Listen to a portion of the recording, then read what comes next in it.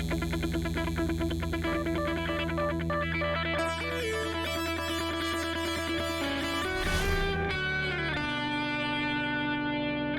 so funny. I used to make comics like we all did, and I would draw them on the backboards for comic books, not knowing that you actually scaled up Sure, the of paper. course. And I could never quite figure out when I was 14. I was like, wow, how did these people get all this detail in this tiny little space? I was confounded. And then somebody told me, oh, they draw large and they reduce it. It changed my life. Well, and a funny thing about those, revelations is that it does change your life, and it changes your entire perspective on how things are done. And you think to yourself, why didn't I think of that? Why? And then once that makes so much sense. So much sense, and it's so easy. But again, these are sometimes I think really basic things that are so simple, perhaps they're invisible. And so there's questions that young people come to this sort of medium with. And when you tell them, oh, I just Xeroxed it, or I just cut it out and slapped it on, I think they're stunned. I'm particularly sort of pre-Photoshop comic makers, when everything was done in production on a piece of acetate, or you just literally paste on a head and glue it on. Yeah. There's always a degree of wonder that that's how it was done. I was like, yeah, why not? I got another book to get out next month. It was the quickest way to do things. It was the quickest way. So what was your first assignment in comics?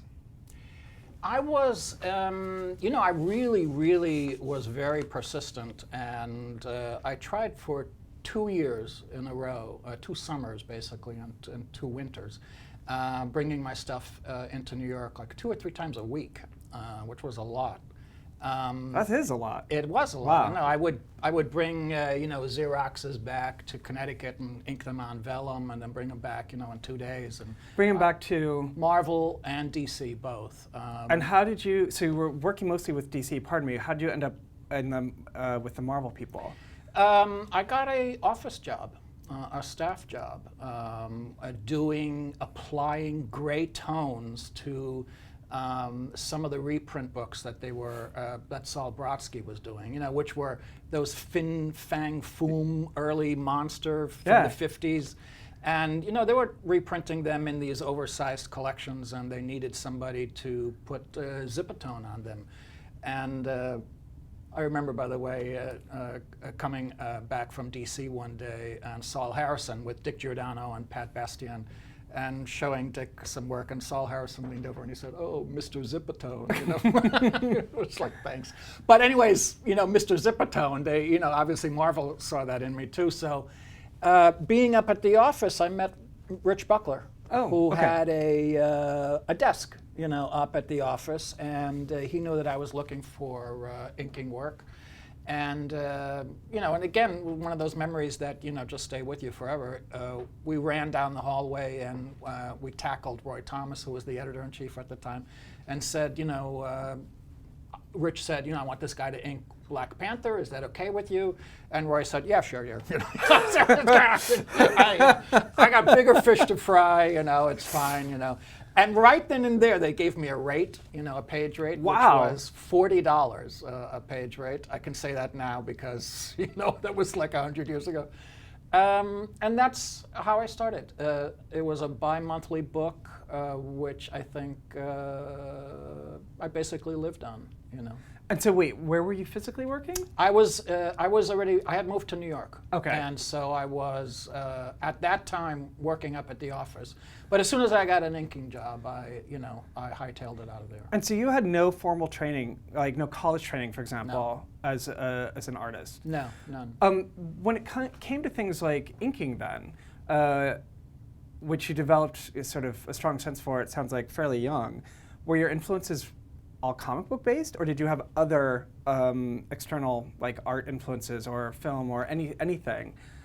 Well, they were basically comic book influenced in terms of the line or the technique. Yeah. How did you learn how to ink? I watched Dick a lot, and again, he was extremely patient in terms of his time and his generosity, and it's what he did actually. He had a lot of acolytes and a lot of students, and a lot of people that he helped through his years.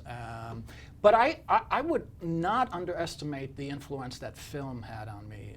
I think film has been a tremendous influence, especially in terms of the black and white movies, the shading, the lighting, the shadows, the film noir stuff from the late 40s to the late 50s was just pivotal for me.